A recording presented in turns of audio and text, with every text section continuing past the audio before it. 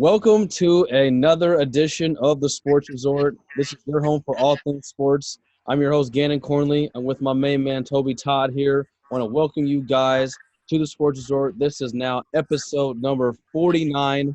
We are so close to the big 5-0. It's been a lot of fun. Just a little bit over a year doing this show.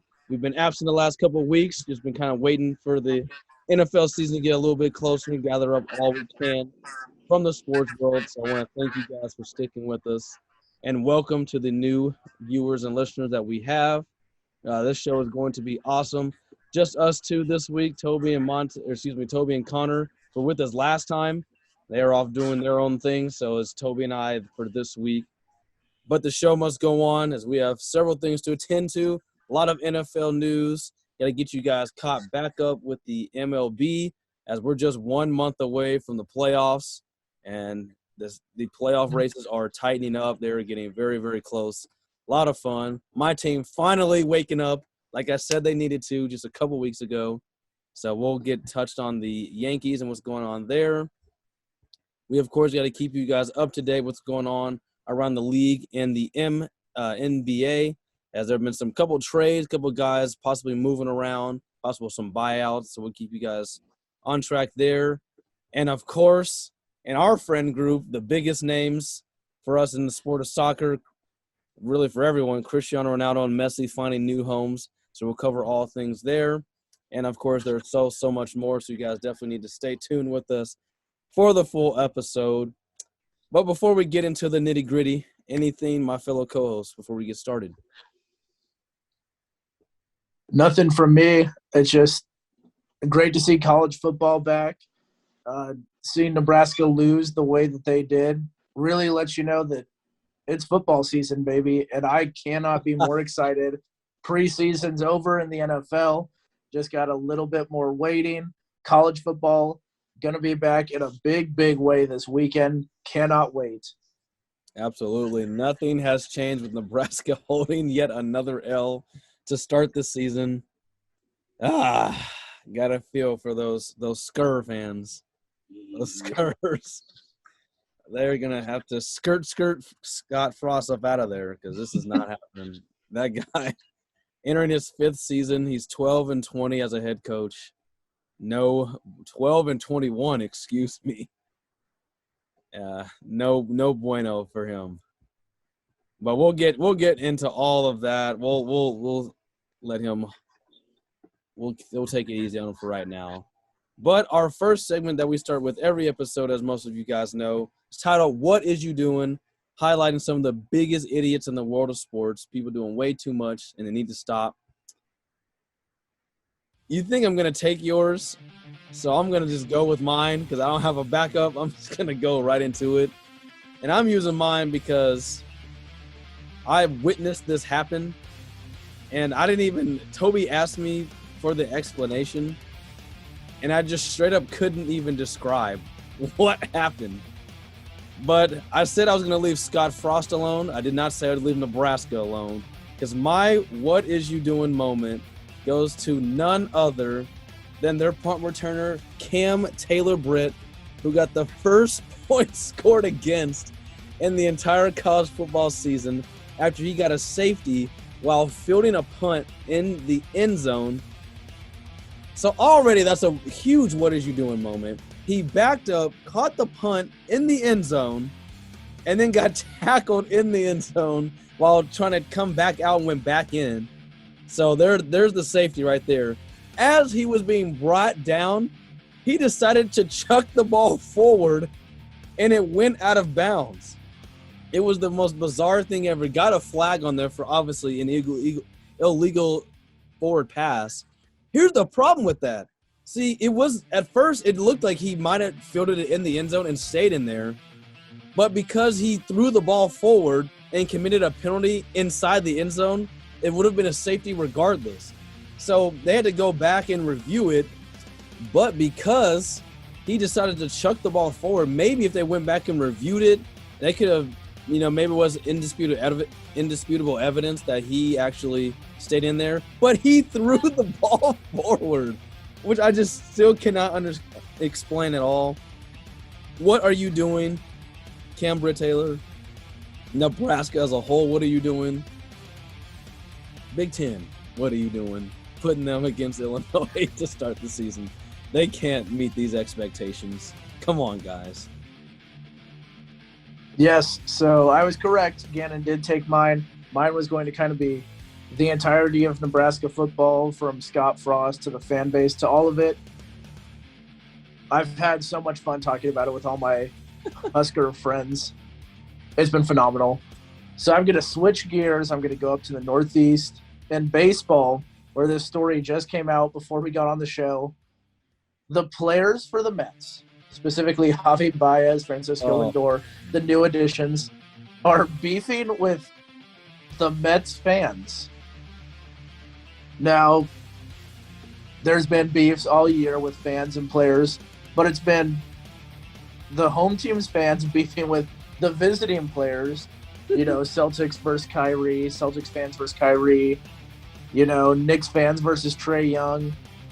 But Mets fans versus Mets, this is an interesting rivalry, you know, because the Mets have really done a number on their fans.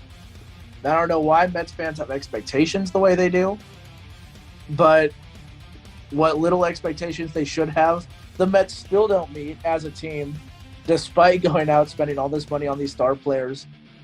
Super interesting story. The Mets have started giving thumbs down when they do something positive. And the thumbs down is meant for the fans. So says the new shortstop, Javi Baez. It's meant for the fans who said, I believe the quote was, they boo us when we're not living up to expectations. When we're successful, we're booing them. Which, I don't know if I've ever heard a player say that about his own fans. A lot of times you hear the players who get booed, people ask him, they're like, hey, you hear the booing? They're like, yeah, they should be. We're not playing very well. Which is what the Mets were saying to begin this cold stretch of play after they dropped out of first place. But I don't know what's changed. I don't know if it's Javi Baez. But what a dynamic. I hope this happens more, where the fans and players just cannot stand each other. I mean, good luck fixing that. Could you imagine someone on the Jets or the Jaguars scoring a touchdown? Yeah. Thumbs down. How dare you boo us? I can't wait. I'm sort of excited to see, now that he's come out and said this, I'm excited to see the next Mets home game. Like, say he hits a home run. I wonder if he's just going to get booed while running around the bases, and they're going to cheer when he gets out. Sort of like a reverse psychology type deal, maybe. They're like, see, now we're cheering you when you're unsuccessful. So are you going to give us the thumbs up from here on out? Interesting. It's in the Mets' hands now. The Mets players responded. We'll see what the Mets fans come back with. But I'm here for this beef that's only going to last a month later, because the Mets are not going to make the playoffs. They're not playing very well. DeGrom's still injured. They're not going to do it. So we've got a month to see how the Mets fans respond. And then if we get another counter response from the players. Very interesting stuff. Yeah. And in New York right now. Their organization immediately responded out and was like, yeah, no, we're siding with the fans. They were like, yeah, no, we should never be booing our own homegrown fans. So, yeah, about to lose a bunch of money if they took the side of the players. They'd lose all the ticket sales, all the revenue. We encourage our players to boo the fans when we succeed. What kind of nonsense is that? Yeah, what is you doing? What is you doing?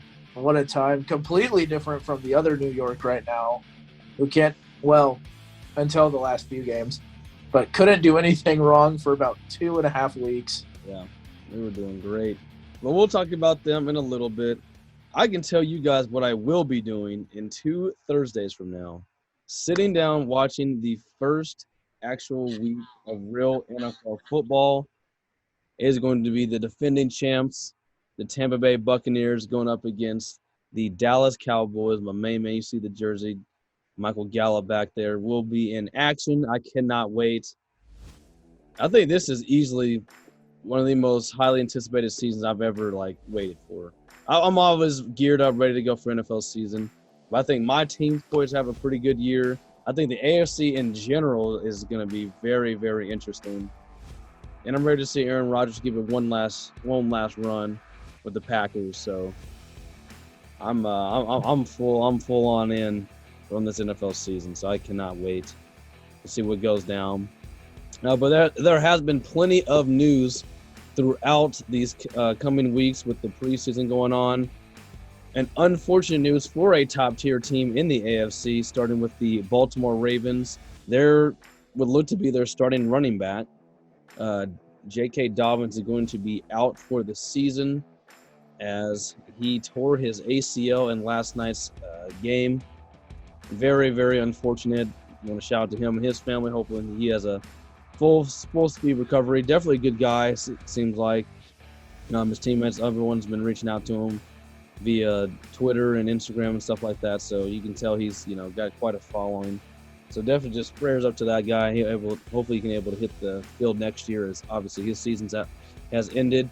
And then bad news also for another team is their running back, the Jacksonville Jaguars. First-round draft pick Travis Etienne. His season also has come to an end after he tore his ACL as well. Just very unfortunate. Before their season can even get started, before Travis Etienne's career even gets started, he's already out, and that's such a bummer for them. The thing is, I don't actually think – I'm interested to get your take on this. I don't even think this hurts the Jaguars all that much, in my personal opinion, because they have James Robinson, who was very, very good. And I was actually questioning why they drafted Travis Etienne back when we were watching the draft live on YouTube. I was like, why are they drafting a running back? They already have a very good one. So I don't know if that one hurts them as much. Maybe they had more plans, more insight, obviously, than I do. But I don't know. Do you think this will have just as great of an impact, Travis Etienne's, as J.K. Dobbins will? I don't think so if the Ravens choose not to add anybody. Now, I think the Ravens could go out. There's a lot of good free agent running backs on the market. If they were to look in that direction, they could sign a guy like Todd Gurley, who's still out there. They could sign a guy like Le'Veon Bell, interesting in those returns to Pittsburgh. All those games, fun times there if they do that. So I think the Ravens are actually going to replace J.K. Dobbins, would be my guess. I don't think they're going to leave it up to Gus Edwards and Justice Hill to carry the load for the Ravens the rest of the year. I think they will go out, probably find another guy. Obviously, Gus Edwards going to get a lot more carries than he would have had Dobbins been healthy. But for the Jaguars, the one guy I think this hurts is Trevor Lawrence. I think Etienne was sort of a security blanket. He was good in the pass game for Clemson, great in the screen game, if you remember watching them go at it at Clemson. And James Robinson, look, he's phenomenal. He did get a bulk of the work last year. I think you would have liked to have another running back in there just so you don't overwork him. I can't even name offhand the Jaguars' third running back.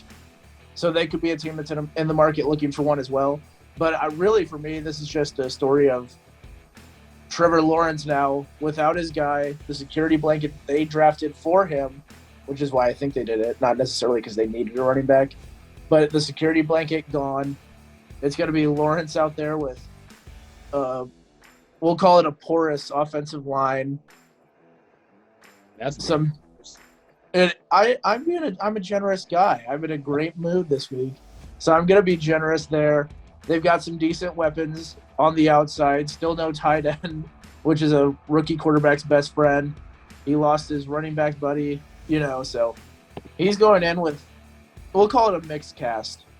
But this is the person it affects most, in my opinion. But the Jaguars, they should just keep. They can't go 1-15 again. They could go 1-16.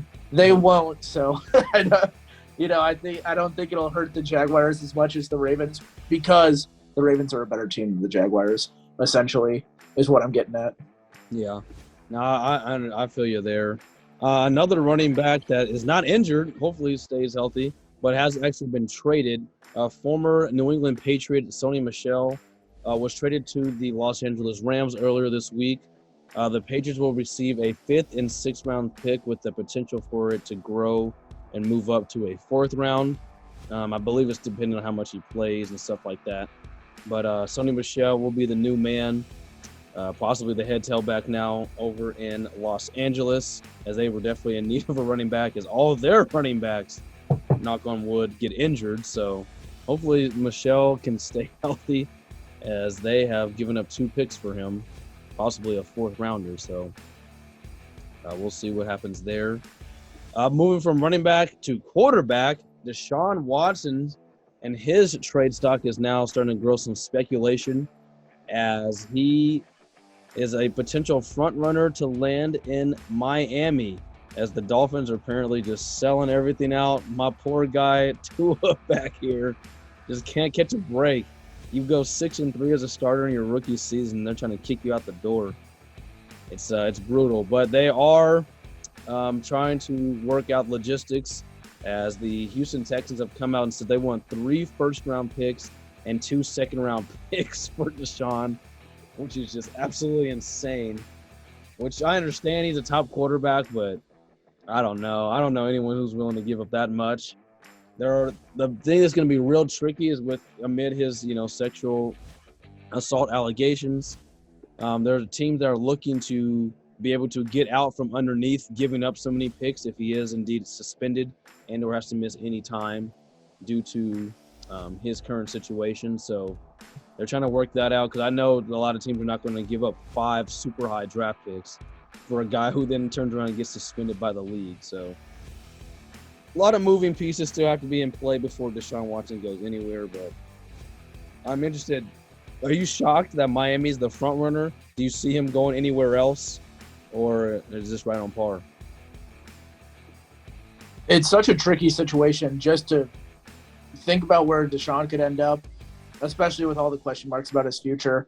Miami, when it was first announced that he was looking for a trade, Miami seemed like a destination that he could go, because last year they felt like a team that was sort of there on the verge of doing something big, and they didn't necessarily trust their quarterback. I mean, we talked about it going into draft night. Remember how not confident they were? Reports came out that they may take a quarterback despite having drafted Tua very high the year before. So I'm really not sure what to make of Miami's thoughts on Tua.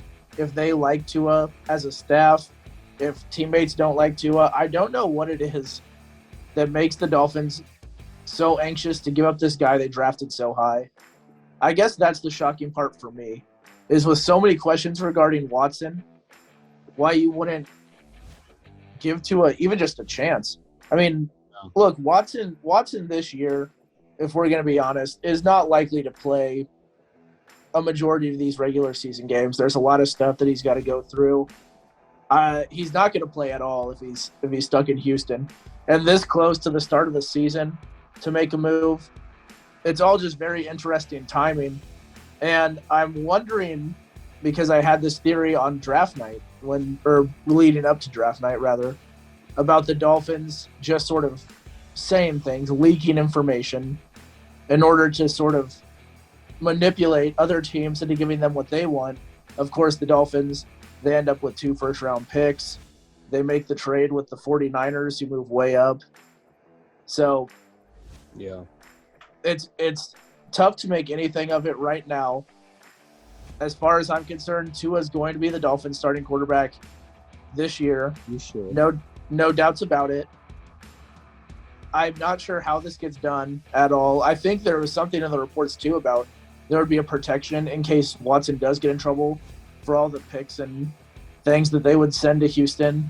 There would be some sort of protection there for the Dolphins so they don't get completely screwed over in this deal if things do not go Watson's way in the courtroom. So it's such a weird situation, but it immediately made me think about Tua and just why they would want to get rid of this guy so quickly, who showed promise, who seems like a good guy, good leader, played under Nick Saban in college, so he's got to have a good work ethic. Just a lot of questions there, that we obviously can't get answered. We're not part of the Dolphins organization, but just makes me wonder about Tua more than anything, man. Yeah, I don't know what's the deal there. He seems like a great guy. I mean, he seems like he's a team first type of dude. He was nothing but a good leader at Alabama. And the main thing is he's coming in one. Now, they obviously would have liked to make the postseason, but rarely do 10-6 teams miss out on the postseason. The AFC was just so good last year. I mean, I really don't know what you want from him so early in his career. But yeah, we'll have to just kind of follow close with that situation. I really don't know what's going on there. But there are some teams out here who would have believed in or are believing in quarterbacks and have named them starters. Starting with a shocking move to myself, at least, the Denver Broncos deciding to go with Teddy Bridgewater over their former number one pick, first-round draft pick, draft pick, Drew Lock. They traded for him and moved him over from Carolina after they moved on with Sam Darnold. They have named Teddy Bridgewater the starting quarterback, so we'll have to see how that plays a role. Teddy did go 5-0 with the Saints just a couple of years ago. Obviously, did not have a very good season last year with the Panthers. Granted, they didn't have their best player, so we'll see once they get guys like Cortland Sutton. Jerry Jeudy has another year under his belt. Noah Fant another year, and they get some guys on defense back. So I think Teddy's put in a decent position. I just think that they're in a conference that's way too hard, and their division's really tough too. So I don't know really how much the difference between Locke versus Bridgewater is really going to do for them, but we'll have to see what the change is there. Jameis Winston won the QB battle over Taysom Hill, as he should have, in my personal opinion. But yeah, he will be taking the reins over. The torch has been passed from Breeze to Winston, who threw their only touchdown pass of the postseason last year. So Jameis Winston stepping right in and being named the starter. So we'll have to see how he and Sean Payton work closely together. Meanwhile, the Bears, Patriots, and 49ers all have yet to announce. Well, I guess the Bears have not announced that Andy Dalton will be starting, but the 49ers and the Patriots still mulling over who will be the starter. There was a preseason game for both the Patriots and the 49ers today, where we saw quite a bit of both rookies being Mac Jones and Trey Lance. Trey Lance was involved in a lot of two-quarterback packages that I saw today, so we will see how each team decides to go about that. If I had to guess, I think both teams go with their veterans first, but we'll have to see. I honestly don't think either one, Cam nor Jimmy, will finish out the season as a starter. I don't know if you have a different prediction than that. I do. No, I believe both rookies will be starting by the end. Now, Cam, I think, has a better chance than Garoppolo, quite frankly. So I think the 49ers have a short leash on Garoppolo. But the more the preseason goes on, the shorter the leash on Cam gets. With the way Mac Jones has been playing, not just in these preseason games, but in the training camps when he was number one while Newton was out with the COVID protocols. So it's really tough to say. I guess it's going to be how they start the season. If the Patriots start like 4-1, Newton's the quarterback. Even if he's not playing spectacular, they likely keep him as quarterback. Just whatever wins them games. Yeah. The Belichick way, whatever gets him wins, he's going to stick with it. So I think short leash for both guys. More likely that Cam finishes as a starter by the end of the year. But if I were a betting man, I'd bet on Mac and Trey to both be starting games for their teams week 14 and later. Yeah, most definitely. One team, the Jaguars, actually did name their rookie quarterback to start week 1, which we all presumed he would. They actually even completely got rid of anybody that would have been his competition, which was Gardner Minshew, who has now been traded to the Philadelphia Eagles for a 6th-round draft pick. Very interesting QB room over in Philly now. Jalen Hurts, Joe Flacco, and Gardner Minshew. So that's a really interesting quarterback room there. I don't know what the Eagles were needing the extra depth for, but they wanted an extra guy in there, so I guess they figured he's worth a 6th-round draft pick. So they have parted ways there in Jacksonville. The only other thing I really wanted to bring up this week for the NFL is Whoever the training staff is for the Indianapolis Colts, they need to be fired immediately. Because they're finally, it sounds like they're being real optimistic about Carson Wentz, saying that, all of a sudden now he's been fine. It was 1 to 5 weeks. He could be out. Now all of a sudden it's only been 2 weeks, and it sounds like he's going to be okay. Still no question on what's going on with Quentin Nelson. But then we hear a report yesterday that T.Y. Hilton is out for an undisclosed amount of time. It's not season ending, but it's several weeks is what we're given now. What is going on? It's not even like that their entire team is injured. It's just their best players. Their starting quarterback, arguably the best lineman in all of football, their number one receiver. What are they doing over there? How are you getting all of your best players injured before the season even begins? I cannot explain it. I can't explain the whole AFC South. Tennessee's having COVID issues. The Colts have the injury bug. Houston's quarterback is going through off the field issues, and then Jacksonville's Jacksonville. So they cut Tim Tebow. They cut Tim Tebow. Dark days headed for the Jaguars. They cut our Lord and Savior Jesus Christ right hand man Tim Tebow. Dark days coming for Jacksonville. So, man, the AFC South needs to get together. What a start to the year for the Colts. I mean, it really feels like when one thing goes right for the Colts, one thing has to go wrong, which I guess you love if you're an AFC South opponent. Because Quentin Nelson, they're actually activating tomorrow. Quentin Nelson will be back tomorrow. Huh. So, first, you didn't have your quarterback. Then you didn't have the guy to protect him. Now you maybe are getting back your quarterback. By the way, one of the guys in the competition for the backup spot also out 5 to 6 weeks, Sam Ehlinger. So, didn't even have the competition there. Jacob Eason was going to be forced to start, if not for Wentz speedy recovery. But just as you get your lineman back, lose your number one. Oh, my goodness. I mean, that training staff needs to be fired. Just tough times. Jonathan Taylor stayed healthy, though. So all these running backs going down. It seems like it's only a matter of time. We're knocking on wood, though. Yeah, no, we don't wish injury upon anybody. And I like Jonathan Taylor, even though he's a Colt. But yeah, it's rough out here. They're just getting all their injuries out of the way now, so they don't have to deal with them late in the year. We shall see. That may be a good strategy. A team I hope is getting all of their L's out of the way right now. They've been very short on L's here lately. It's been my New York Yankees as we switch over to the the MLB now.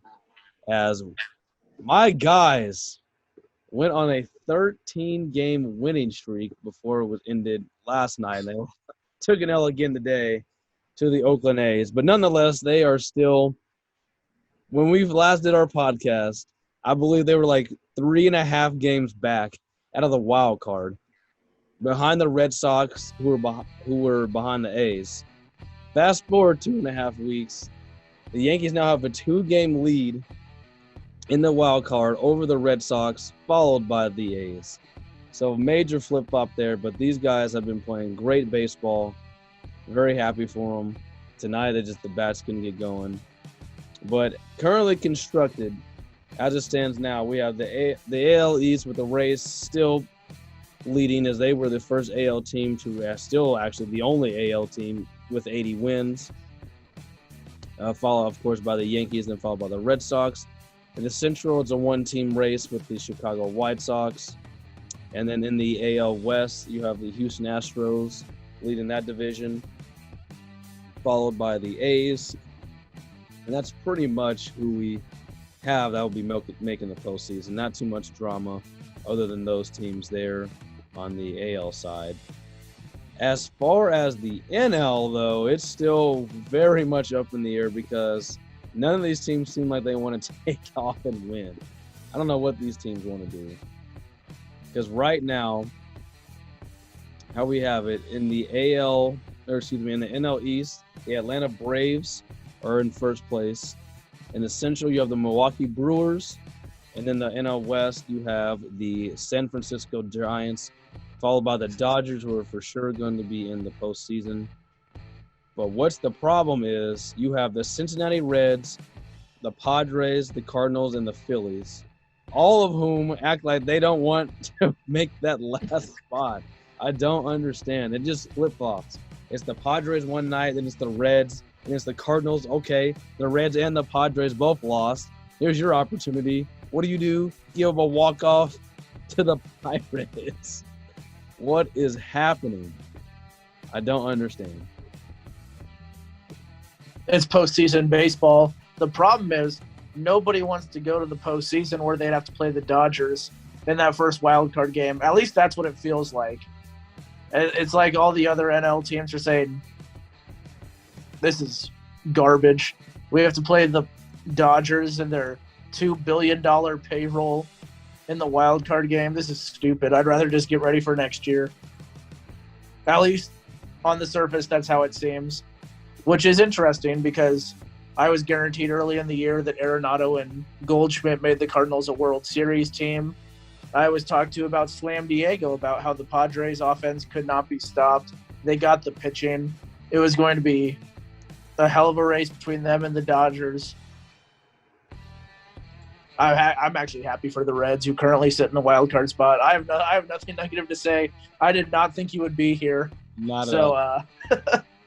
Yeah, I'm not going to say anything bad about them. But these teams that we thought would be so good in the preseason when they came up, the Mets, the Phillies, Cardinals, Padres, they're all teams with just very significant flaws. Just teams with huge flaws that go on these ebbs and flows where one day they look like the team they say they are, one day they look like the Orioles. Low blow to the Orioles. I didn't mean to throw you under the bus like that.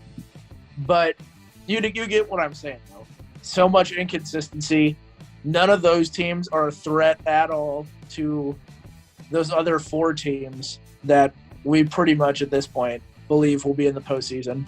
All those other teams are sitting there in the NL just waiting. Maybe they want to actually start throwing some games so they don't have to play the Dodgers in that division series. They'll start letting some of these teams win as they've gone. Obviously, the Giants don't have too hefty of a lead, but the Brewers a big lead.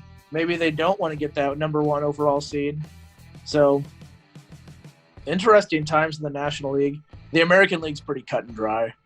I'm sorry, and I don't want to diss these guys because a majority of them are all on my fantasy team, but they no longer have the title Slam Diego for me. They're more Scam Diego. They're a bunch of scammers. They are, matter of fact, or you can call them Spam Diego. That's what they're going to be eating in the post. They won't be there in the postseason eating nothing but spam. All right, they're ripping away all you guys' game checks. Because what is happening right now? You guys are too good of a team, too good a constructed team to be doing this, to be letting the Cincinnati Reds come out of thin air and take away your spot. After how great you guys looked early in the season, even when Tatis was out, they were still looking all right. They were still going toe-to-toe with the Dodgers, and then they just said, forget all that. We're just going to play pitiful baseball, and that's what we have now. Spam. Yeah. Preseason, I don't think there was anybody who thought that the Padres would at any point in the season be 15 and a half games back from first place in their division. No. And we definitely did not think it would be to the San Francisco Giants, if anybody, who are just having an amazing year. All credit to the Giants. Yes, I mean, just in this month, San Diego was no hit by a pitcher who was making his first start of his career. No hit by a Diamondbacks pitcher, Tyler Gilbert, no less, making his first start ever. Just in case you wanted a single moment that encapsulated the month that was for the Padres, just Monte's got to be so ashamed. He picked this team. He handpicked his team. He got to think about it. look at everything, handpicked them preseason. They were everybody's darling team. And look at where they're at now. The Monte curse. Yeah. That's what if they miss the playoffs, it's the Monte curse. Yikes. In my eyes. Yikes. Well, as long as their players keep helping me win fantasy games, I'm not a Padre. I do like Tatis, so I would like to see him in postseason baseball. But as far as the Padres themselves, I have no dog in that fight. So the Reds go. I just need my guys to continue to play well in fantasy baseball because I'm in the midst of a nice little win streak here. Need to keep going. I think as a neutral in baseball, you do kind of want to see the Padres go, though. I mean, consider the wildcard games, the first two wildcard games. What we're on pace for if the Padres go is a Padres-Dodgers game. I don't know if anybody watched the game they played last week that went 16 innings. 16 innings. Just unreal baseball. The AL wildcard game, on pace right now to be Yankees-Red Sox at Yankee Stadium, where they already had an incident this year with players throwing stuff, or fans rather, throwing stuff at the Red Sox players. Best rivalry maybe in all of American sports, quite frankly. It's up there. In a one-game playoff scenario to keep your season alive, the Padres and Dodgers, the Red Sox and Yankees, man, it wouldn't get any better than that for the MLB. For the wild card games to be those two games. But I'm going to make a prediction right here, right now on the podcast. The Cincinnati Reds. Like that. It ain't going down like that. I think the Cincinnati Reds actually do hold on. Here's why. The Cincinnati Reds lineup, while maybe not as star-studded as the Padres lineup, is actually more consistent when you factor in that their best player, Joey Votto, is the most consistent hitter in all of baseball since the All-Star break. And because Joey Votto is on the Reds, and it's almost exclusive for this reason, because Joey Votto is on the Reds, and you get the contributions from Castellanos, Suarez, guys like that, more consistently than you get contributions from Padres not named Tatis. I believe that the Reds are actually the better team as of right now. And that's why I think they could come in, swoop that spot, and send the Padres to one of the most disappointing seasons in baseball. And since you've changed the name from Slam Diego, I nominate Kansas City to be the new Slamsa City Royals. Yes, Slamsa City. Salvador Perez. I'm not doing that. Yeah. There was 3 straight games with a grand slam, 2 of them by Salvador Perez, 5 straight games with a home run, set the record for home runs by a catcher in the American League in a single season. It's not even the end of August yet. He's already set the record. Sal Perez, I'm saying it, I don't think he'll get to 50 home runs. He's at 38 right now with a month to play. But, man, I had to shout him out. That's our boy right there. That is my guy, but, man, the Royals, we have under 60 wins. We're not slamming anything. They were, Seattle Mariners, they're only 4.5 out of the wild card spot. Yeah, imagine how close they would have been had they not had to play the Royals. I know. They'd be right on the A's. They would be right behind the A's, and all of a sudden the Yankees would have another team to really be kind of worrying about. Yeah, but the Royals, they're doing damage on those teams out west. Yeah. The Mariners, the Astros, they can't get right against the Royals. They cannot. It'd be nice if we played that way against everybody. Yeah. But well, another team that's saying they wish they could play a certain way, the Sacramento Kings. I bet you they wish they could play in the regular season as well as their summer league team did, because they won the summer league, but they have been horrible for so many years on end. They can never get it right. It does look like they finally got some guys that can make some immediate contributions. I still, in my personal opinion, do not believe it will amount to much, but we shall see. You can't really get excited for a team like the Kings. It's just like the Mariners, When you go through an unprecedented stretch where you don't make the playoffs at all, and you're never a threat, and you're constantly forgot about – sorry, I'm kind of going off on the Kings right here. But all of those apply. to be out of the postseason for that long until you make it, nobody should believe that you will.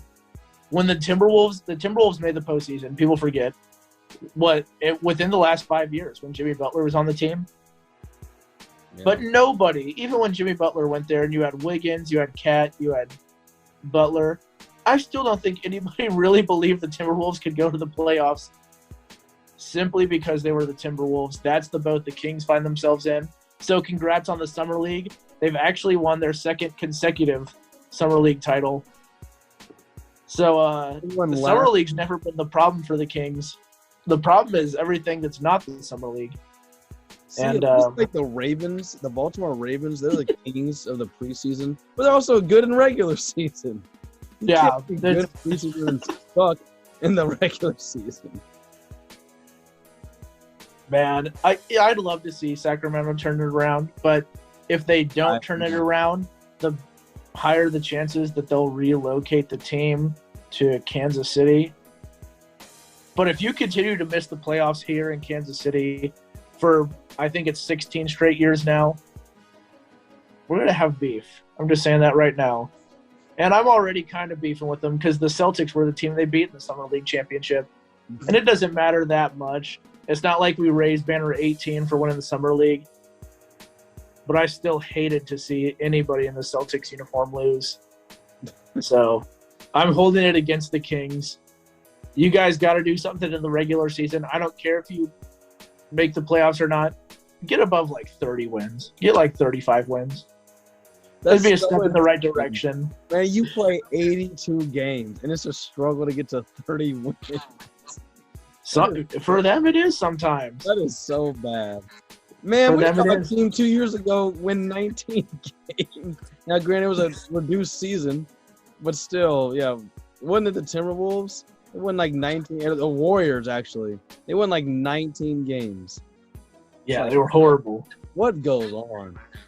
Yeah, but I do think taking a positive away from Summer League without just bashing the Kings' entire franchise, Davion Mitchell does look like a phenomenal pick for him. Because even if you don't put him in the starting lineup and use him as the primary ball handler or whatever because you have the Aaron Fox, great defender. He showed it in the Summer League. I think that's what they needed. They're so bad defensively, and they have these guys that are talented, just not on the defensive side of the ball. So getting Davion Mitchell, who can be one of the best perimeter defenders, was a great pick. That's my big takeaway from Kings Summer League is I think they got it right. They've had a lot of draft picks they have not gotten right. But this one, based on just his play in the Summer League, looks like a correct pick. And that's a step in the right direction, which is all you can ask for a franchise that's been as beaten down as the Kings. Yeah. No doubt. There was a major trade, you want to say? Midweek. All right, I was trying to hype it up. It was an okay trade. It was a 3-team trade. I don't know if any of these teams really got better from any of these moves, but what went down was the Bulls traded their power forward Louis Markkinen over to the Cleveland Cavaliers as part of a 3-team deal that also involved Larry Nance going over to the Portland Trailblazers. The Cavaliers will also be sending a second-round draft pick to the Denver Nuggets. And then Derrick Jones Jr. and a first-round draft pick will be going to Portland and part of the Chicago deal. It's always very interesting how, like, that random other team always gets involved. Like specifically Chicago and Portland were involved, and then randomly Denver is just in there. those are always pretty funny to me, how that third team really, like, gets in there. But, yeah, that was a trade. Do you see this making any big difference with Larry Nance going over to Portland or Markkinen going over to the Cavs? Yeah, I think Dame's not happy. The Trailblazers have had a bad offseason. And, I mean, getting Larry Nance in a trade, it's probably like getting socks for Christmas type thing. It's nice being the team that trades him away, as my team has done that before.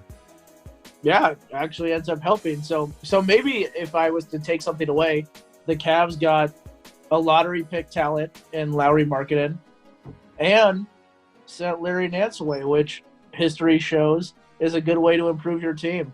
No offense to Mr. Nance, who seems like a phenomenal guy, great dunker of the basketball. But It's Larry Nance. nope, really not. I don't really see how this impacts much in terms of the way of wins and losses for any of these teams. Lowry Markkanen's numbers are going to be good. They're going to look very good. So when we look back at this trade at the end of the season, we're going to say, oh, Cavs won the trade. But did the Cavs win the trade? Lowry Markkanen is going to put up numbers. They're still not going to win games. And it's just going to be more of the same in Cleveland. Derrick Jones Jr. goes to Chicago. I mean, Chicago might win another dunk contest or have another dunk contest winner on their roster. So him and Zach LaVine will probably have fun practices.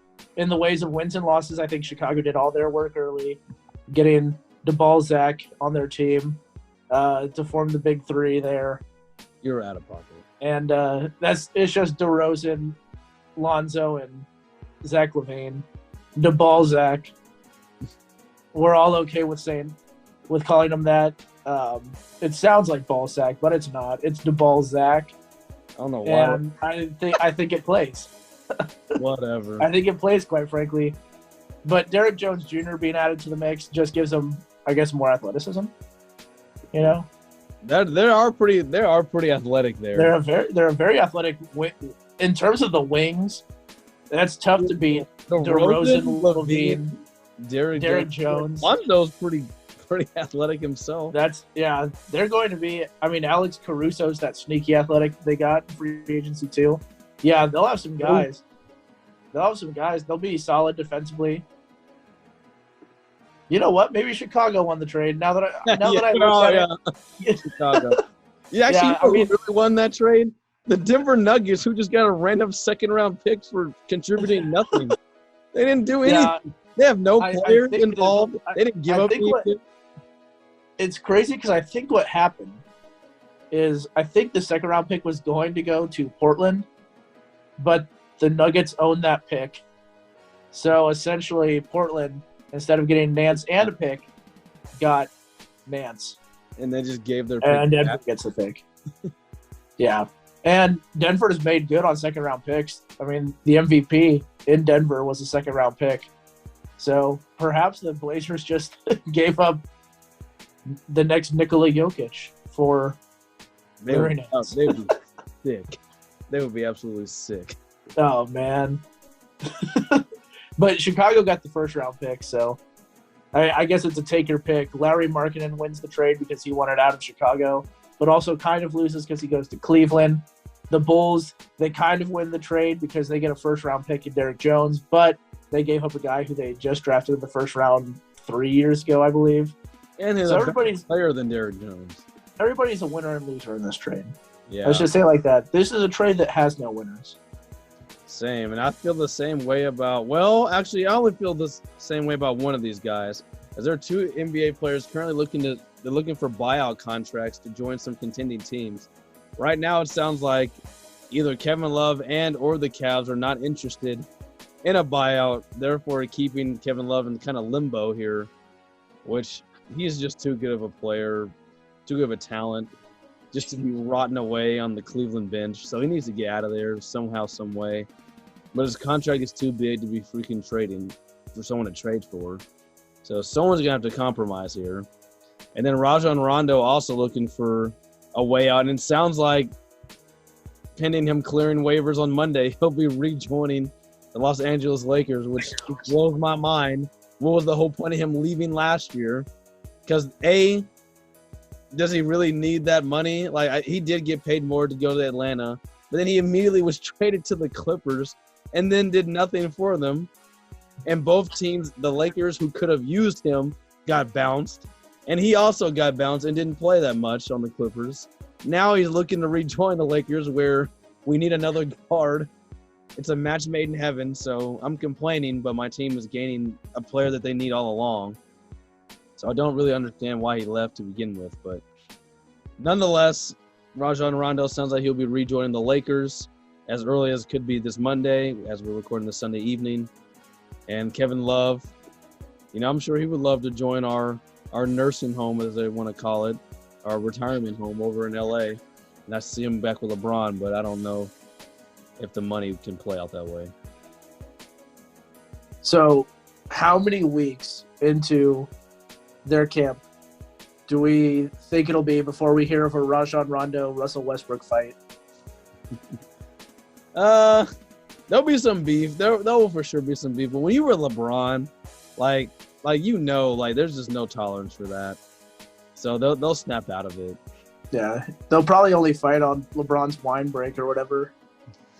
When he has to make a trip back home to the wine cellar to share a quick bottle and probably bring Carmelo with him. You know how they're doing it out there in LA now. They don't need practices together.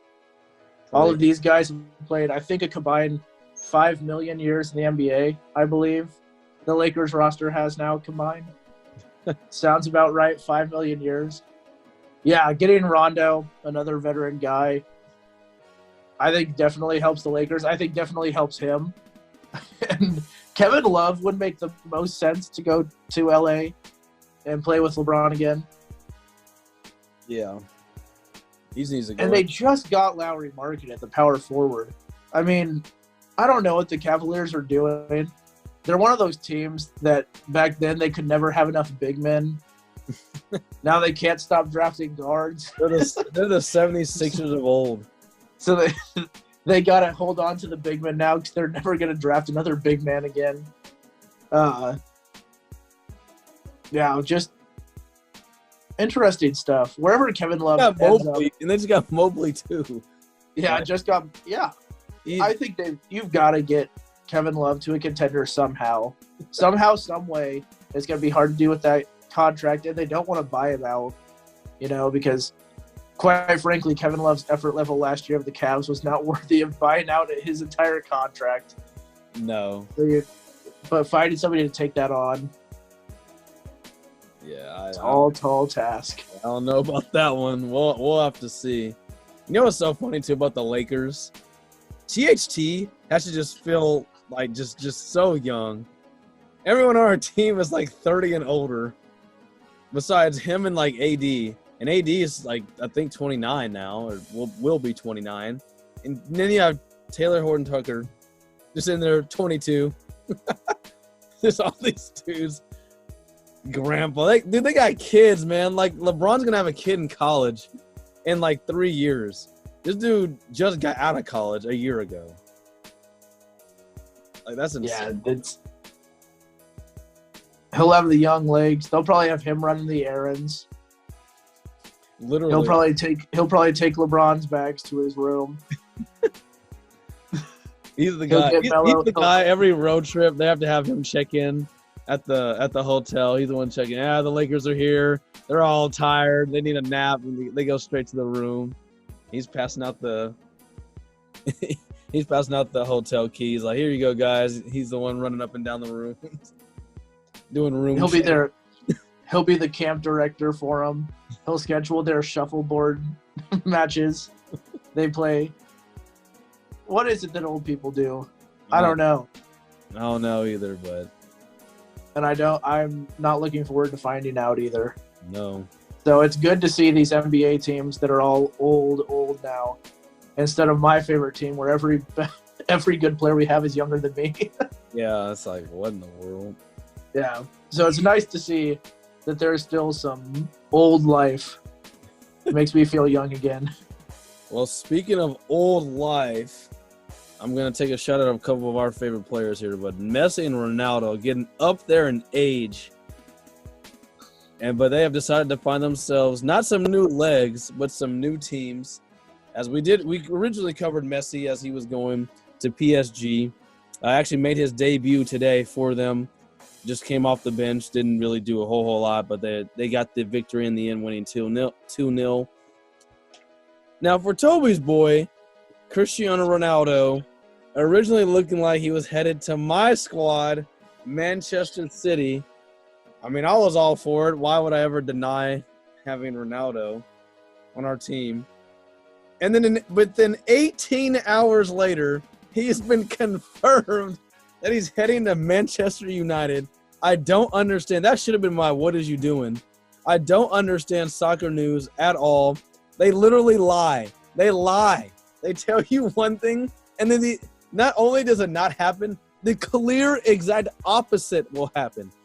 Messi was signing a new contract to stay at Barcelona for a 4-year contract, and within 24 hours later, it said that he has no way on the team. And then was signing with PSG 3 days later. Ronaldo, after it said he wasn't going anywhere, after speculation he could possibly be going over to PSG to join Lionel Messi. There was huge talks about that. Said no, he's not leaving. He's going to stay the season in Juventus.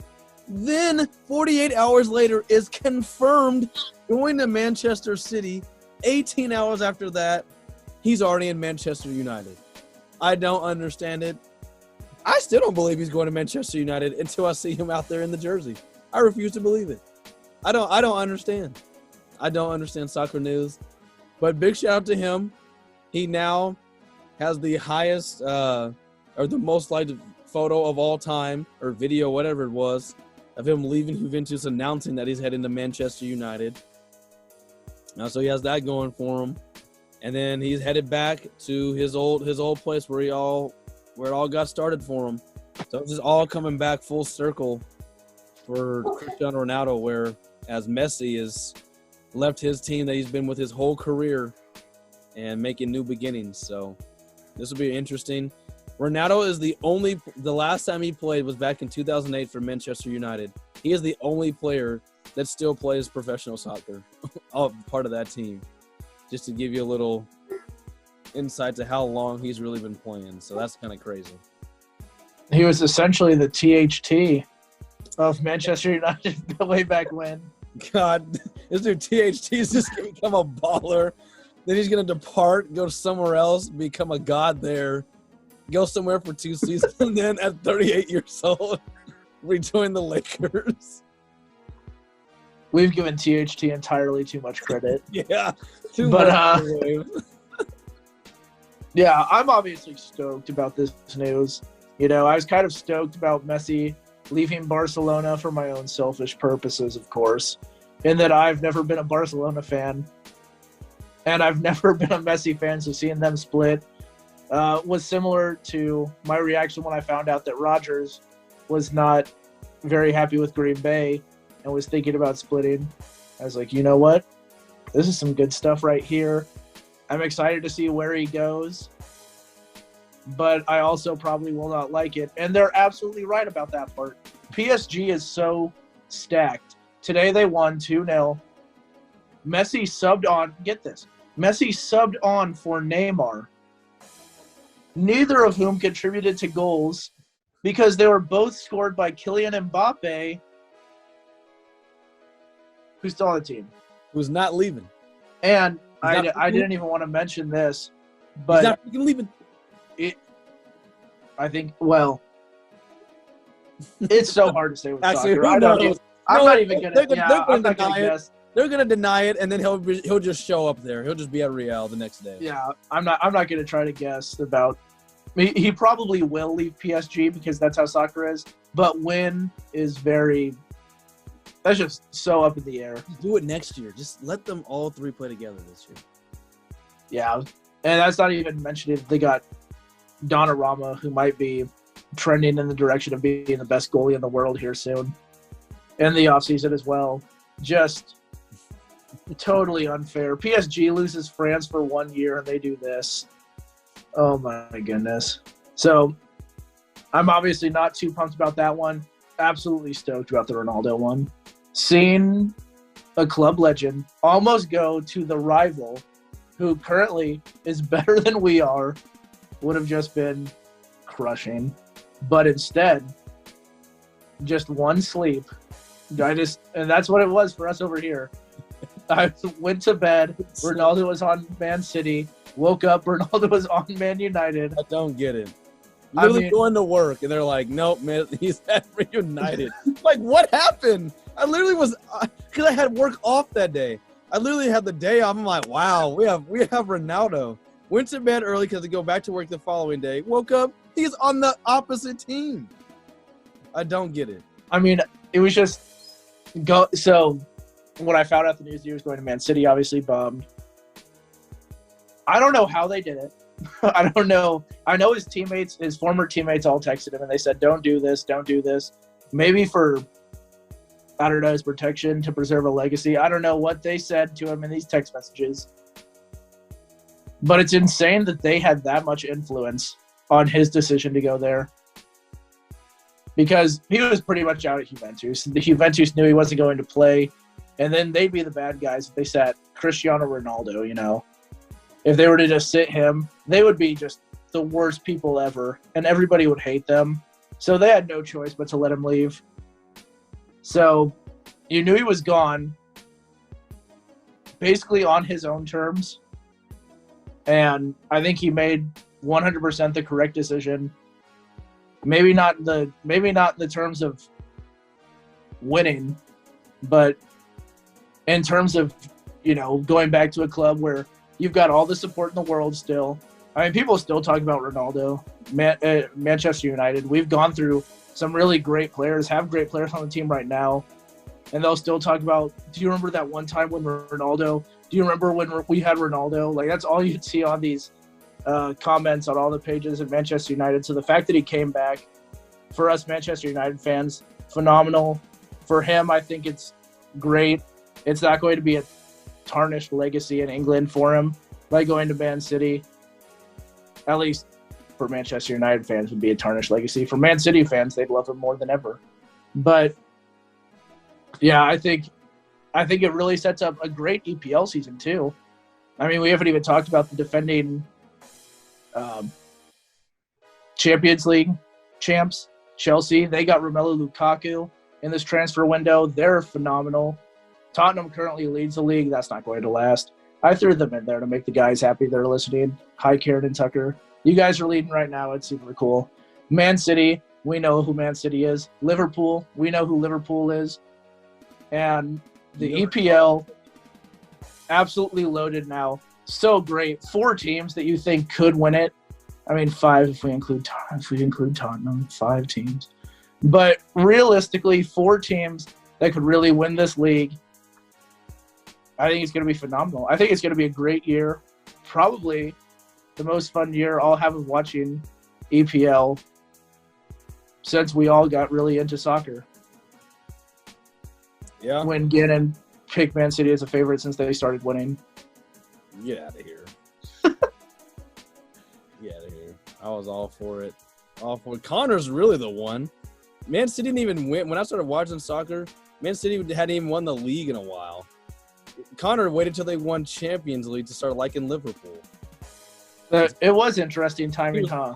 Because he was all about Real Madrid, and then Messi, and then Ronaldo left, and then all of a sudden, it's like when Ronaldo left is when Liverpool got amazing, and now he's a Liverpool fan. So I don't want to hear it. Yeah, it's some interesting timing. One thing you don't want to be is an Arsenal fan.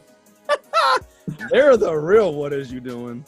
Before we had to move on from soccer, I had to mention that because even we're only 3 games in a 38-game season. We're only 3 games in.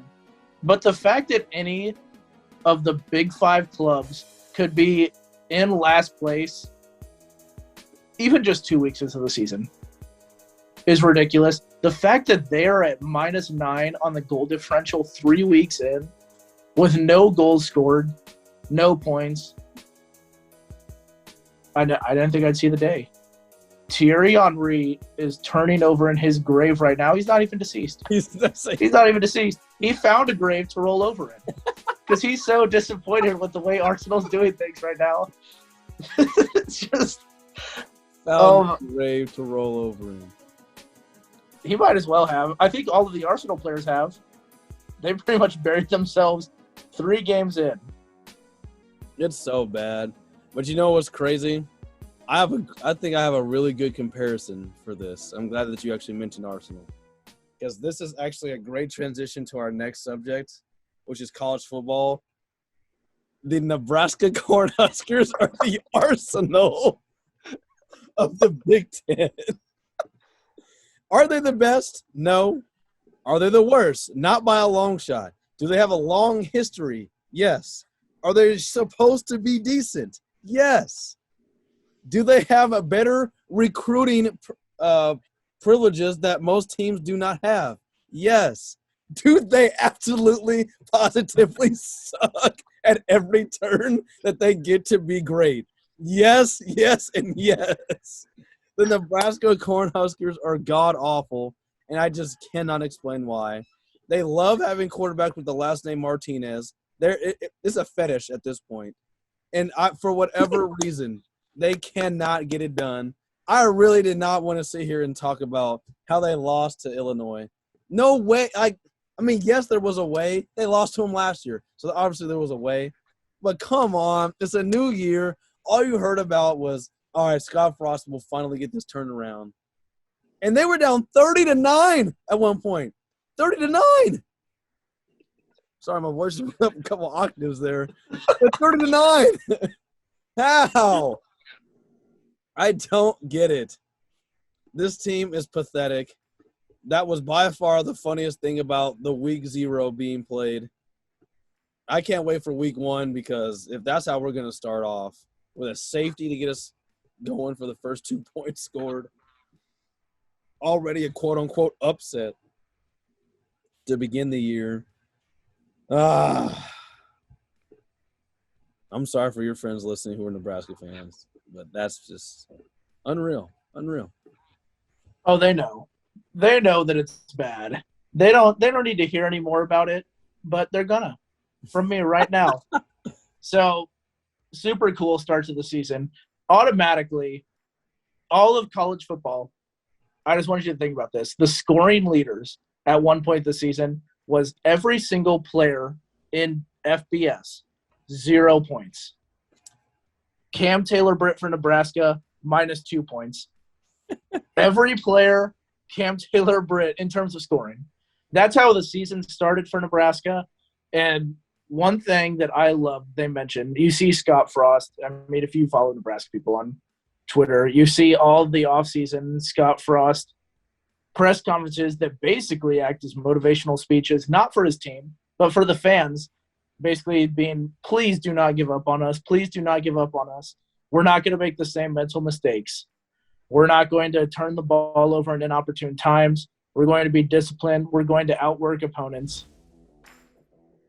And every game that they've played under Scott Frost, aside from maybe an upset of Michigan State that happened 3 years ago,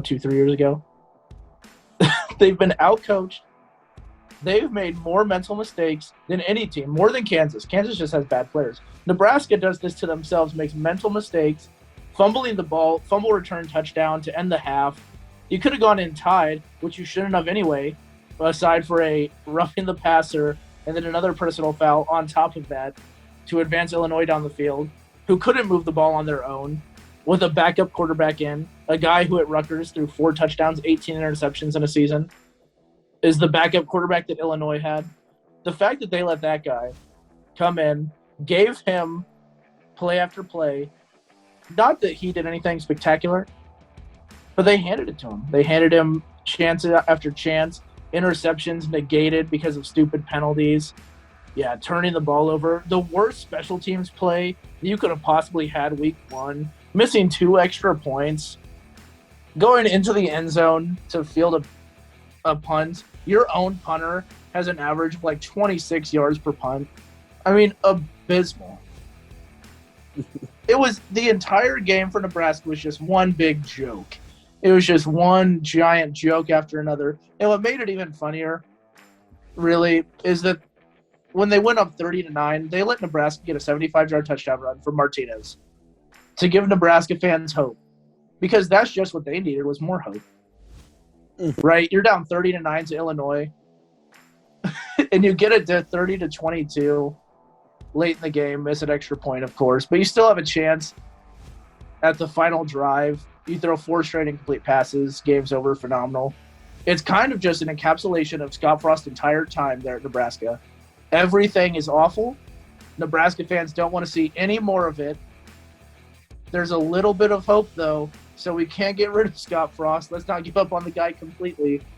I can't wait for the contract extension that comes after this year for Bro, Mr. Frost. no way. There's no I'll way. say this. They're on pace. FPI, I was talking about it to you yesterday at the field. And they would go back, they update everything. Nebraska was a projected 6-6, 5-17, according to FPI. They're now a 3-9, 2-10 projected team after seeing 1 week of this new football team. Yeah. That's how bad this was. If you guys did not see the game, just go check out a few highlights from the game. That's all you need. The longest play in that game for Illinois was a pass from the backup quarterback to the third-string quarterback who they had playing receiver. That was the longest play Illinois had on the day. That's just unreal. It's really unfathomable. It's really unfathomable. And for a team that'll end their non-conference slate in a game at Oklahoma for Nebraska, I mean, the season's only going to get uglier if things don't change very, very, very quickly. Yeah, just tough to get excited about anything, Nebraska fans. Enjoy the 2 weeks that you have now where you get to play Fordham and Buffalo. Because when you play Oklahoma, going into Big Ten play, like, I'm sorry. At that point, there's just nothing I can say to you that'll even – it won't even be funny. It'll be sad. I'll feel bad for you. It's like Connor with Indiana basketball last year. Like, it came to a point where it just stopped being funny when they lost, and it was just Oh, no. like, damn. Up to the end of time. Man, I tried my best. I tried to create the Hoosiers lost. But when it happens so often, it takes all the sting off. Man, just another year of Nebraska football. Jeez. Just another year. And this is week 0. We're fired up like this now. Imagine what happens like week 1 when something even dumber happens. We have some top 25 matchups. And we'll highlight all of those. This is actually my first time mentioning this because we will have a football all-exclusive episode coming up middle of this week. We will be recording on Thursday, airing it on Friday to get you guys ready for all the college football action that will happen on Friday as well as Saturday. We will get those. So stay tuned for that as well. We have an all-exclusive football episode coming up later this week. It'll be college and NFL. We'll also reveal some of our top 10 at a different position. We'll do receivers and linebackers in that as well. Definitely take some time out of your guys' week to listen to that. Get you guys ready who you think we're going to win, who of our dark horses, who are sleepers and all that. So that'll all be covered in there. But we cannot wait for the college football season to officially start. I guess it technically has already started as we had week 0, but week 1 gets kicked off on Wednesday. So yeah, get ready for that. He means college football for all the good teams to start. Yeah, for all the good teams.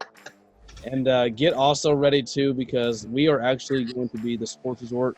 We'll be doing our very own Pick'em games where we will actually send out for any of you guys involved or wanting to get involved. Just let us know. Just need to get your email over. But we're going to put out a spreadsheet each and every week of all of the college football as well as the NFL games when those get started out. And how this is going to go is you literally just simply put in who you think is going to win each and every game. We will keep track of who has the best record at the end of every week. And then we will come on here and we will announce the winner each and every week. And we will kind of give you guys updates on who's been the best at picking college football games as well as the NFL. We will also have some tiebreakers in there. There may be some prizes, maybe some free giveaways. We'll take a look and see kind of just how it progresses. But definitely let us know if you're interested. I know a lot of people like to bet and talk about who they think is going to win. So this is kind of a way that we're going to use our platform to get that out there, get us all a little bit more competitive. So definitely stay tuned for that, and we'll put out more information to have it on that. We have just one last segment as we're going to shoot over to our Welcome to Your Creed moment, where we're going to highlight some people out there acting like our good buddy Creedence. I went first for What Is You Doing, so I'll let you go first for our Creed Welcome to Your Creed moment this week. We haven't done one in a while. We've been sparing them. Yeah, we've really been missing out on the Creed moments. And it's unfortunate. There's been so many Creeds, both positive and negative. Man, Scott Frost is such a Creed. But I feel like we've done so much. Look, we've done so much here with just bashing Nebraska. So they've had their time. We've had our fun. My Creed, I'm going to go back to soccer. I'm going to go over to France.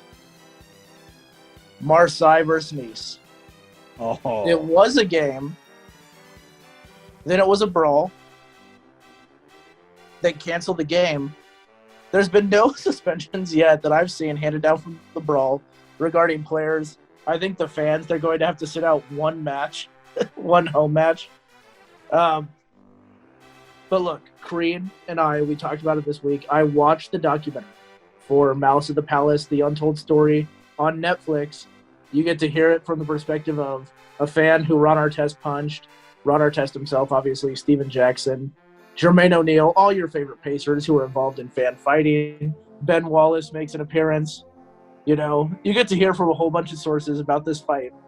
Benny. And now here's my thing. Here's how this relates to Creed. Connor has told us several times that the Pacers would have won the championship had the Malice at the Palace not happened. That November 19th game, you know, that impacts your entire season. Keep in mind, on our last episode, he said he didn't watch the Pacers before 2012. Correct. He didn't watch the Pacers before 2012. But he was so sure that this was a championship team. They get in this brawl early in the season. It ruins everything for them. I go over to France. It's a little bit different situation, of course. As soccer fans are already completely insane people who pretty much have no regard for the pitch or the players themselves, as we've seen in several games. But Dimitri Payet throws the bottle back into the stands, the anti-Artest, if you will. I guess he starts as Artest. Yeah. And he ends as the fan who threw it at Artest.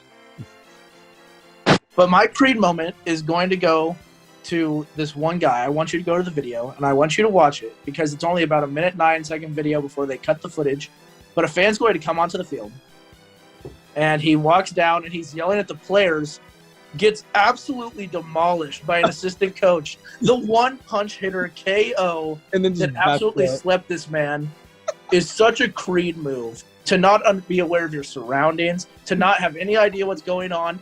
And not only is he going to be a Creed, but the Pistons fan in the documentary, go and watch the documentary, the Pistons fan that they get, that just walked onto the court, came face-to-face with Ron Artest with clenched fist, and then just got walloped, just got put out, almost was severely put out by Jermaine O'Neal. Thank God he slipped. But these dudes are such Creeds because they want to be involved in stuff without fully knowing what's going on. Like our friend Creed, when he debates us, tells us to look at things on advanced Google. When he tells us to check the Chicago Bears offensive and defensive coordinators' Twitters for news on their roster plans. They just love throwing themselves into situations where they just do not belong, and they end up getting absolutely hurt for it. And it could not be better to make the comparison between the Nice fans and the Pacers, as the Pacers are obviously Cutter's probably favorite professional sports team. It's the one we hear about the most. Yeah, for sure. Are the Pacers. So it's so great that in these two incidents, we've got a couple of Creeds that emerge. As the ultimate Creed himself, the Pacers fan who will never be able to live it down, just sits in waiting, wondering when they'll ever win a championship. And you know, it's kind of it doesn't make a ton of sense what I'm saying right now. Just know that the Pacers were involved in a fight. Nice was involved in a fight. Connor would be getting put out in both of those fights because he doesn't know where he's at, what his surroundings are, and he doesn't understand a lot of what he's doing. He'd get put out just like them, and him being a Pacers fan is fitting, as I mean they're kind of the poster children for Fan versus player fights. I still remember that one time he told us he got into a fight while like out in like Gulf Shores or somewhere, and then he woke up in a ditch. So, Oh yeah, there's a good example. no, He got into a fight and then ended up lost. Yep. So that's a prime example there. But you know what? It's so funny how you're talking about Creed not aware of his surroundings. That ties in so perfect to my Creed moment this week, as mine also involves soccer, but mine occurred today in La Liga between Atletico Madrid and Villarreal. Atletico headed for the L. They're going to get upset at home by Villarreal. Clear cut. It's ready to go. What happens? The goalie sends the ball out. He throws it to his guy out there. It is the 94th minute, and there was plus 5 minutes left. There is arguably maybe 20 seconds left of this game. Villarreal is going to go into Atletico and steal a victory. What does the goalie do? He passes the ball out to his defender. His defender then kicks the ball where he thought was his goalie, where he should have been, because he just kicked it to him. Instead, the guy just runs to the side for some reason, and the defender kicks it directly into an empty goal, sealing a draw for Villarreal and Atletico Madrid.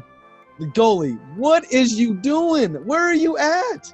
You have no reason to be going over there. Just stay in the middle. You need to waste, maybe 20 seconds. Why would you ever move? Also, what is you doing to the guy who did kick it? Because you should look before you do it. But, God, to his defense, though, the guy was right there.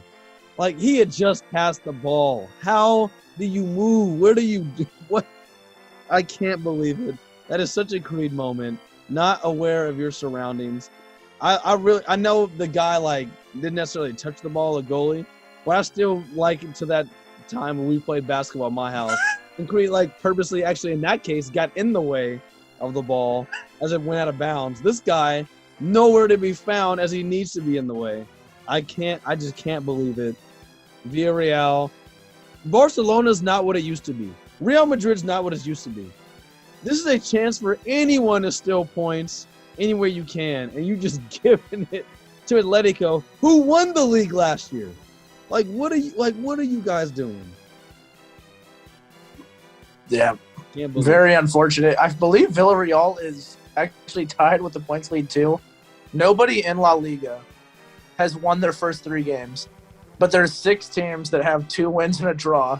So, there's obviously the goal differential, all that, but in terms of points, there's 6 teams tied for first, and you could potentially miss out on a UCL spot or winning the league by 2 points. Eesh. Luckily, it happened now, so you might forget by the time that rolls around.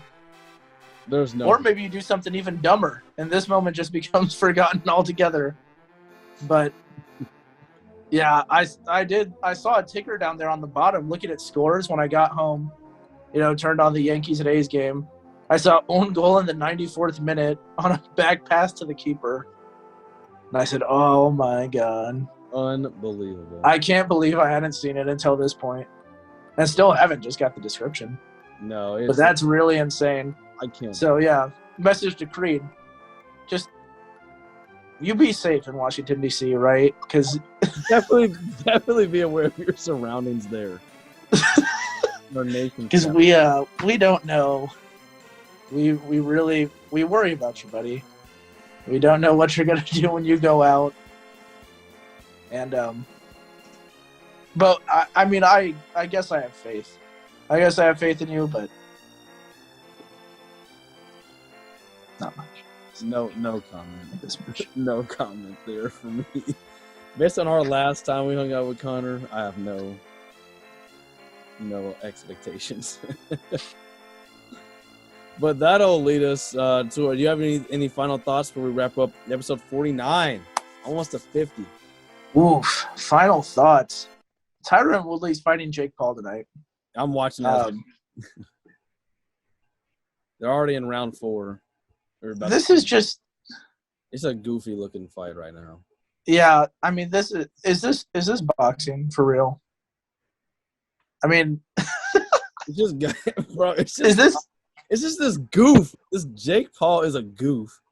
And then Tyron Woodley, I don't know. He don't look like he's doing much. He did land a nice little shot on Jake Paul earlier, but I think somebody needs to sit down with all the big-time boxers and just say, you know what? I don't care about all these cancellations, the money you're getting. We need big events because this can't be the face of boxing. I've seen so many stories about this fight between a retired, well, I guess he hasn't officially retired, but an ex-UFC fighter and a YouTube star, more so than I saw about Manny Pacquiao fighting for a belt the previous weekend. Like, we need something big. Fury and Wilder, you guys got to get this back on. Somebody – don't get COVID next time so we can have, like, real boxing back.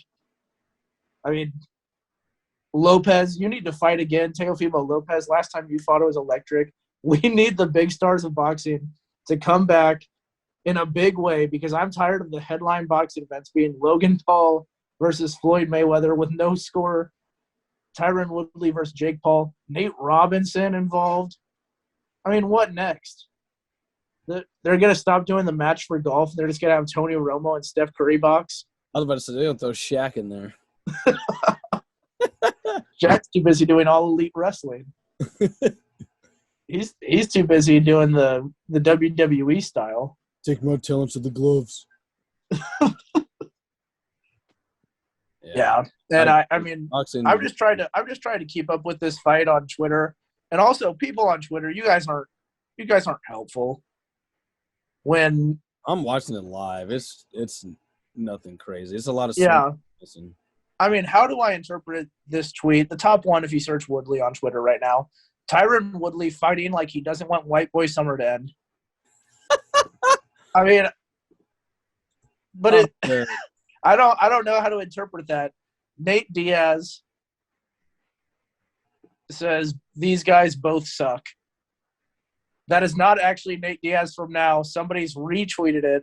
Oh. No, I mean it's not nothing. Oh my goodness. Oh my goodness. Okay, it just kind of livened up. All right. Wait, did Woodley just put him out?